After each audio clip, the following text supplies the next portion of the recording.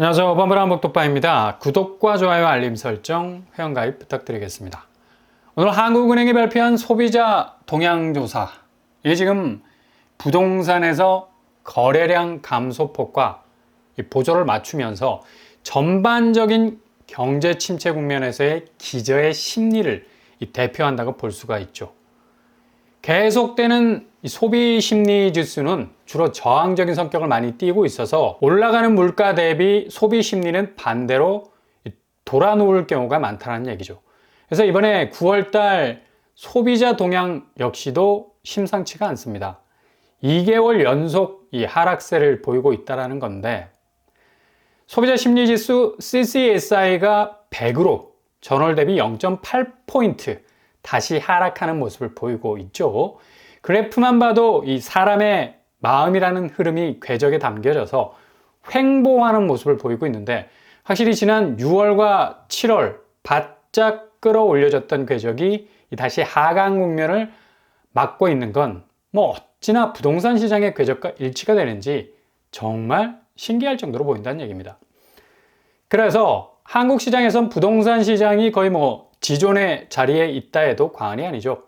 모든 자본이 그쪽으로 몰려가서 휘휘 돌아 나오는 모습, 그것도 그 자본이 수익 창출이라는 이 산업 현장의 생산성으로 아웃풋되는 게 아니라 그냥 그대로 부채로 묶여있는 돈이 돼버려서, 이게 시세 차익이라는 이자 수익보다 더 월등하게 높은 자산 가치로 작동이 되던 때는 극히 일부 시기에서만 일어났던 이 부동산 신화의 모습이었던 거고, 이젠 거의 금융시장과 자산시장이 같이 2인 삼각경기 하는 것처럼 자본이라는 줄을 묶고 같이 가을 운동회를 하고 있는 건데, 무서울 정도로 이 금융시장의 환경을 고스란히 복사해서 붙여넣기 할 정도로 악재는 그대로 부동산 시장이 떠안고 있는 모습을 보이고 있습니다. 이게 지금 한국 부동산 시장에 갑자기 큰 변곡점을 맞이할 수밖에 없는 치명적인 약점일 수 있다는 얘기죠. 결국엔 자본은 부채라는 약점을 집요하게 공격해 들어오고, 그걸 완전히 말아먹는 식으로 가장 흡입력 있게 자본의 강자가 빨아들이는 건데, 2년간 이 달러의 위상이 전 세계 자산 시장을 아직도 호령하고 있는 것도 바로 이런 이유 때문입니다. 결국 달러 강세를 이겨낼 장사가 아무도 없다. 그러니 지금 소비 심리가 극도로 위축이 되는 거 당연하죠. 기본적으로 부동산 시장에서 돈이 말라가고 있다는 거.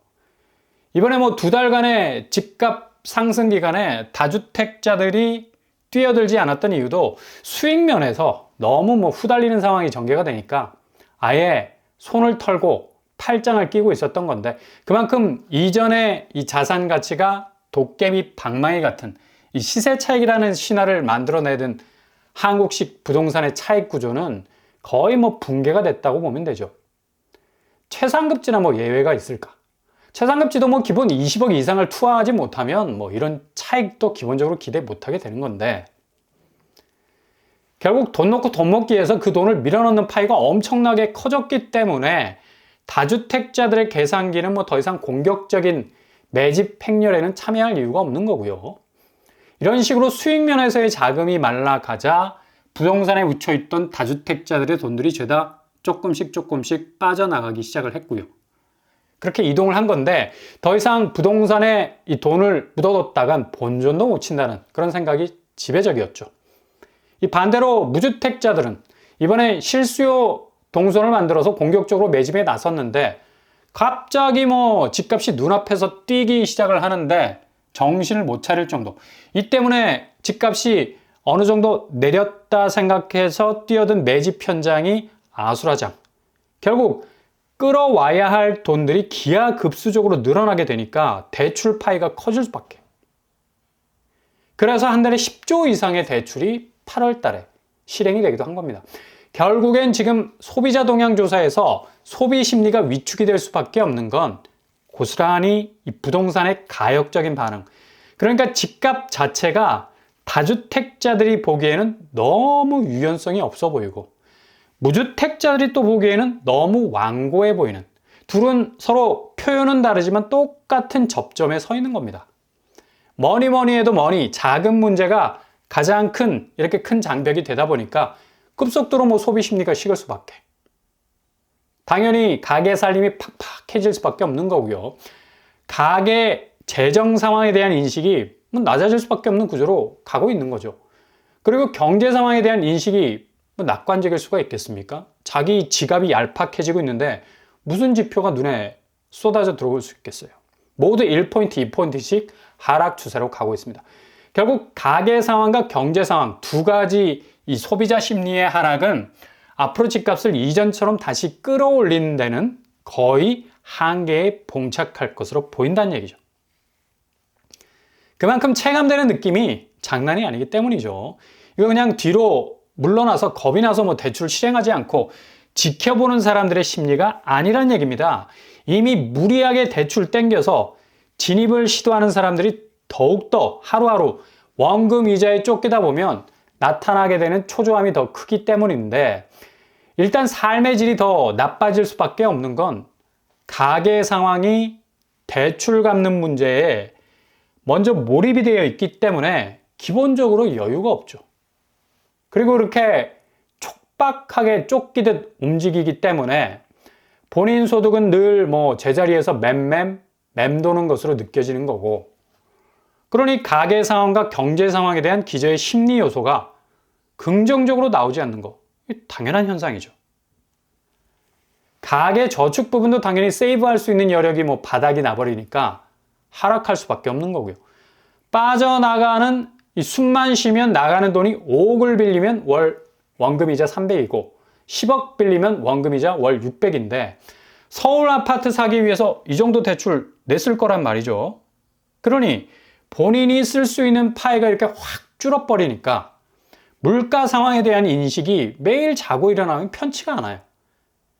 그래서 임금 수준 전망에 대해서 전월 대비 3포인트 하락한 궤적으로 나올 수밖에 없는 거고, 이렇게 빌린 돈의 파이가 커지면 본인 소득은 실제로 늘었다고 가정해봐도 체감적으로는 엄청나게 줄어버리는 거죠.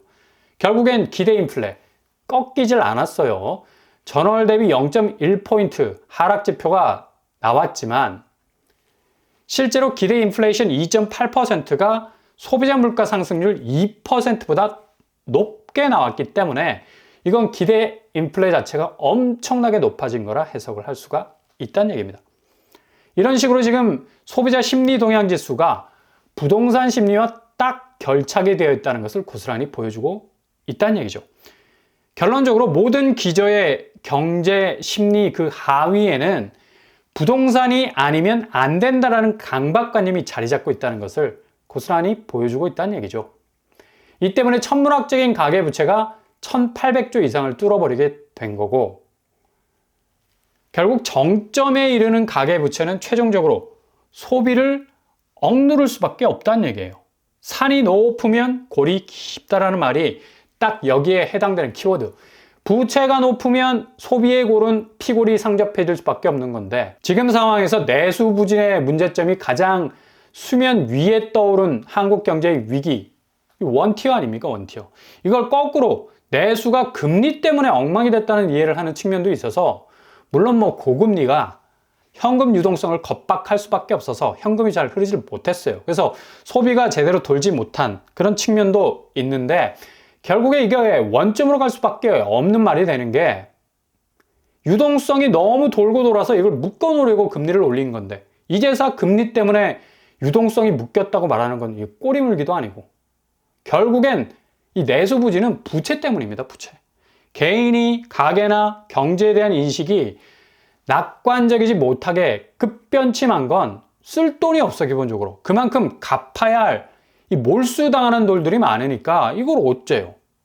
당연히 씀씀이를 줄여야 살겠다는 생각이 들 수밖에 없는 건데, 결국엔 소비 여력의 부족 때문에 생긴 겁니다. 너무 거침없이 달렸던 대출 말머리를 돌려세우지 못했던 거고, 그래서 국책은행마저도 이런 사태를 방관하지 않기 위해서 기업은행 1주택자에게 대출을 막는 강도 높은 대책 내놨죠.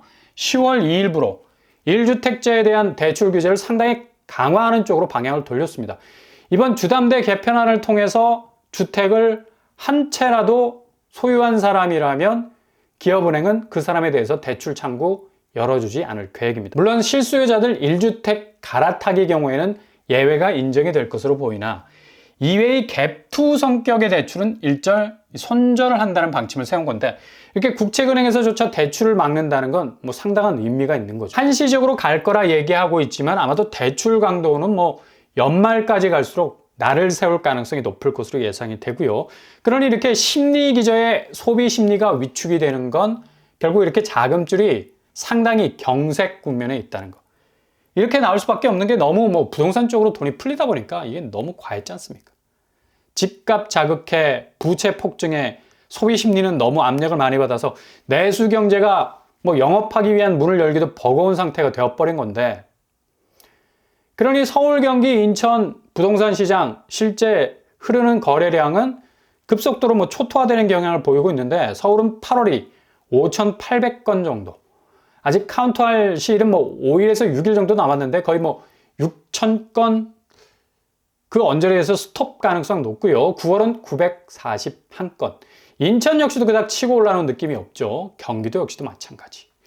지금 매일 업데이트되는 거래 지수가 급격하게 줄어서 가산되는 수치는 그리 큰 차이가 없을 것으로 보이고요. 그러니 뭐 국책은행, 기업은행에서의 주택담보대출 이 중단은 상당히 심리적 저격을 할 만큼 상징적인 면이 크다는 얘기입니다.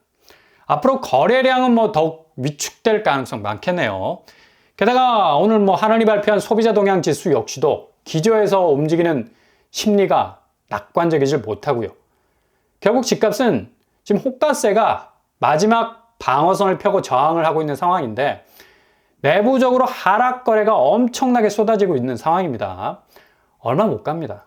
결국엔 이 자산시장이 금융시장의 한방이라는 커다란 이 카운트펀치를 맞게 되면 휘청거릴 정도의 이 충격을 받을 만한 분명한 장세가 눈앞에 펼쳐지고 있는데 오늘 코스피 보세요. 초장에는 좀 잘 나가다가 그냥 뭐 바로 하락세로 돌아섰고 2,500선 유지하고 있습니다. 오늘 외국인이 5,700억 순매도를 던졌죠. 아무리 기관에서 방어를 했어도 1.34% 빠지는 국면. 마이크론 실적 발표가 내일 새벽에 예고가 돼 있어서 메모리 부분에서의 피크아웃, 이미 뭐 정점을 지났다는 분위기 쎄해지는 그런 느낌도 있고요. 아무튼 빅테크 기업의 이 실적 악화는 미국 증시에 상당한 타격을 또 줄 것으로 보이고요. 그래서 뭐 오늘 나스닥 선물까지도 장이 개장 전에 쎄한 하락세를 보여주고 있는 상황이죠. 아무튼 금융시장은 좀 전에 말씀드린 대로 빅테크 기업들이 이 실적 발표 그리고 엔캐리 청산 리스크로 인해서 상당 부분 흔들릴 가능성, 변동 요인이 굉장히 많습니다. 돌아서 한국 부동산 시장의 이 지금 분위기, 이런 금융 환경이 더욱 강타할 가능성이 어느 때보다도 높다는 사실 기억하셔야 된다는 얘기죠. 그래서 움직이실 때 한 발 한 발 정말 살얼음판을 걷는다는 심정으로 움직이실 수 있길 바랍니다.